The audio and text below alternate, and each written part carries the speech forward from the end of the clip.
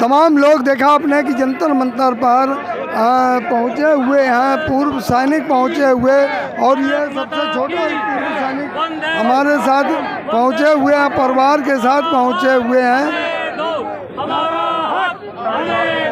सरकार जागो, सरकार जागो, पीएमआर को आरओपी में शामिल करो, परमेचर रिटायरमेंट को आरओपी में शामिल करो, हमारा हक हमें दो। क्या नाम है आपका? एक्स हवलदार परमजीत सिंह। कहाँ से आए हैं? करनाल से आए हैं सर हम। तो करनाल से लोग पहुंचे हुए यहाँ पर, तमाम लोग बागपत से, ये पूरे देश के कोने कोने से यहाँ पर पहुंचे हुए हैं, और ये अपनी मांगों को लेकर यहाँ पर लगातार धरना प्रदर्शन जारी है। और इनका कहना है कि सरकार को हमारी आवाज़ जब तक नहीं सुनेगी, जब तक हम लोग ऐसे ही संघर्ष करती रहेंगे। तो ये बागपत से पूर्व सैनिक हैं। दादा क्या कहना चाहेंगे? हम हमारी मांगे हैं आरओपी में जो वो एक बहुत बड़ा भेदभाव करा है, मोदी जी से प्रार्थना है उस पर ध्यान दिया जाए, उसको पूरा करा जाए। और ये सभी हमारे जितने भी ग्रुप थे, डिफेंस मिनिस्टर को और सभी प्रधानमंत्री जी को, सबको चिट्ठी भेज दी है। इस पर कृपा करके वे गौर करें और इस फ़र्क को मिटाया जाए और जवान की जो है सुनी जाए। आज यहाँ पैर रखने के लिए भी जगह नहीं, सुबह से इतने आदमी आए हुए हैं। तो मोदी जी पे जो एक सपना जवान देख रहे हैं, उनको भगवान का रूप मानते हैं। मैं प्रार्थना करूँगा उनका सपना टूटना नहीं चाहिए। आप इस पर गौर करो और जो इसमें भेदभाव है उसको कम करो, इसकी तनख्वाह बढ़ाई जाए। कौन कर रहा है भेदभाव? भेदभाव तो पता नहीं कौन कर रहा है, यही पता नहीं चल रहा है कर कौन रहा है, समझे।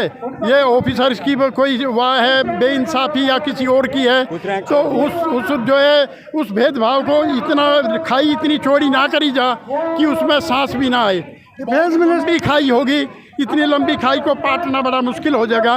तो मोदी जी से बार बार यही प्रार्थना है, जो लोग आपके ऊपर इतना बड़ा विश्वास करते हैं, फौजी जिनका आपने कहा दिवाली के दिन दिवाली मनाई, उनको कहा जनता को, जो आम हमारी देश की जनसंख्या की घर घर फौजियों के नाम का एक दिया जलाओ।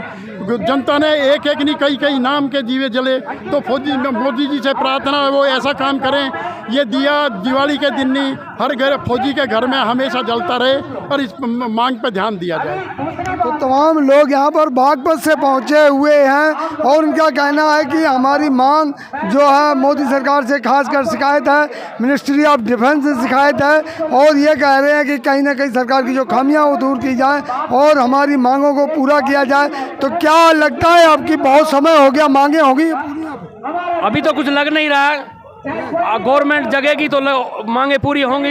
ये ऑफिसर ने हमारे साथ बड़ा धोखाधड़ी किया है और गवर्नमेंट ने आंख बंद करके ठप्पा लगा दिया इस पे। चुनाव से पहले वादे किए जाते हैं लेकिन बाद में कोई ध्यान नहीं देता। ये एक तो जो अग्निपथ है, ये 4 साल वाली बहुत ही गलत काम किया है माननीय प्रधानमंत्री जी ने, और इसमें भी आरोपी में उसने भेदभाव रख दिया है।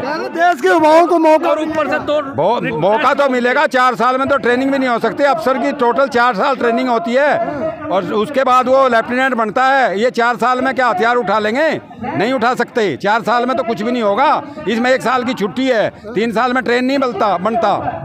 तो इसलिए रिटायर होने के बाद गार्ड की नौकरी नहीं, गार्ड की नौकरी मिलेगी, देश को कौन संभालेगा? देश 3 साल से 4 साल से थोड़ा चलता है। जितना पुराना आदमी घर में भी होता है, वो बुजुर्ग होता है, वो गाइड करता है बच्चों को, लड़ाई नहीं होने देता वो घर में। इसलिए जो है ना, उसको तजर्बा होता है, तजर्बे से सब काम होते हैं। 4 साल से तजर्बा नहीं होगा। युवाओं को ज्यादा तजुर्बा होता है। नहीं, युवाओं को ज्यादा तजर्बा नहीं। युवा जो है ना, अपने जोश में होश खो बैठते हैं। कारगिल युद्ध में जितना युवा मरा है उतना कोई नहीं मरा है, बुजुर्ग कोई नहीं मरा है। देश का कोई भी कभी भी देखो, जो पुराने आदमी हैं, जेसीओज हैं, फौज में पुराने हवलदार हैं, उन्होंने लड़ाई में गाइड किया है, वो बता देते बम का गोला कहाँ पड़ रहा है, मोर्चे में पड़ जाते। 4 साल वाला नहीं बता सकता। क्या लगता है कि ये अंतर जो है इन्होंने बहुत गलत कर दिया है। अफसरों को बहुत बढ़ा दिया है, या जो है आरोपी, और जेसीओ रैंक तो पूरा छोड़ दिया है इन्होंने, और जवानों को बहुत कम दिया हुआ है। एमएसपी पे बहुत कम दी है जवान को, अफसर को इसकी 2-3 गुना दे दी है। तो आप लोग जवाब देंगे 24 में? नहीं, 24 का तो जो है शायद नौबत ना आवे, मोदी जी इस पर एक्शन पहले ही ले लेंगे। और मैं एक चीज़ आपको इसी जब इसके अग्निवीर के बारे में जिक्र कर दिया, मैं बताना चाहूँगा आपको।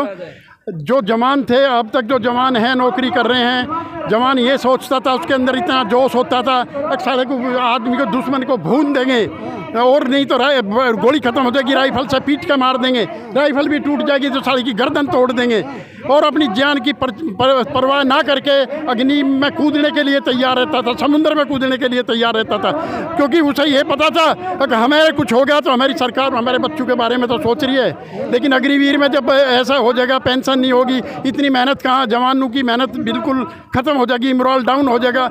अमेरिका ने एक बार कहा था कि भारत का जवान हो, मेरा हथियार हो तो मैं वर्ल्ड पर कब्जा कर लूँ। अरे भारत का इतना जवान, जो इतना ज़बरदस्त जवान है, जिसके अंदर इतना जोश है, जिसके अंदर इतना जज्बा है, एक जवान 20-20 को अपने एक अकेला जवान 20-20 को लिटाने की हिम्मत रखता है, उसकी हिम्मत को आप ऐसा खराब ना करो। अग्निवीर हो 4 साल में 25 लाख रुपए आ जाएंगे। क्या 25 लाख रुपए आ जाएंगे? 5 लाख तो उनके ही हैं, 5 लाख गवर्नमेंट दे रही, पहले 11 के थे, फिर 15 के, 25-25 कुछ नहीं। क्या करेगा 25 लाख? मैं दूंगा आपको 25 लाख रुपए, आप अपनी जवान 50 लाख दूंगा, आप अपनी जान दे देंगे देश के लिए, अभी जान दे देंगे क्या? बताओ, आप ही बताओ। और भी लोग हैं क्या कह रहे हैं? ये बोलते हैं कि 25 लाख देंगे, कहाँ से देंगे 25 लाख? कुछ तो हमारा पैसा है। पहला जवान ये सोचता था कि अपनी यूनिट के लिए मरना मिटना है, वो 4 साल में गवाएगा, वो क्या करेगा, क्यों करेगा काम? अगर पेंशन नहीं घर आ जाएगा, क्यों काम करेगा वो? देश मजबूत होगा। मजबूत क्या, परमानेंट से होगा देश मजबूत, परमानेंट से होगा। टेम्पररी से कुछ नहीं होगा, अग्निवीर से कुछ नहीं होगा। देश मजबूत। अपने बच्चों को भेजे ना नेता, जितने नेता अपने बच्चों को भेजे, अपने बच्चों को क्यों नहीं भेज रहे? उनके बच्चे भी तो आने चाहिए ना हमारे साथ, अग्निवीर में हमारे आना चाहिए, अफसर भी आना चाहिए। अग्निवीर अगर जवानों के लिए दिया है तो उसमें अफसर भी अग्निवीर में आना चाहिए, या जवानों के लिए क्यों, अफसरों के लिए क्यों नहीं? तो सबके इसमें भी भेदभाव क्यों? हर जगह भेदभाव, पेंशन में भेदभाव, हर जगह भेदभाव हो रहा। कहीं ये भेदभाव दूर होना चाहिए। अभी दुनिया बहुत आगे निकल गई है, अब तो भेदभाव हटना चाहिए। ये एक एक्ट इनको बनाना चाहिए, जितने भी नेता है उनके सबके बच्चे 4 साल के लिए आए, तब बाकी देश के जाएंगे। उनको भी 4 साल के लिए पहले आना चाहिए फौज में, तभी उनका जब भी देश सुधरेगा, जब भी कानून सुधरेगा। नेताओं के बच्चों को भी आना चाहिए, उनको भी मिलना चाहिए। जब वो राजनीति में बैठ सकते हैं, उनके बच्चे युद्ध के मैदान में क्यों नहीं उतर सकते? तो मंत्री का बेटा मंत्री बनेगा, फौजी तो मंत्री का बेटा मंत्री बन ही रहा है, कोई काम चल रहा है। अफसर का बेटा अफसर बनना है, जवान के बेटे को जवान भी नहीं बनने दिया जा रहा। जवान को हर तरह से नेस्तनाबूद कर दिया गया, उसके लिए क्वार्टर नहीं है,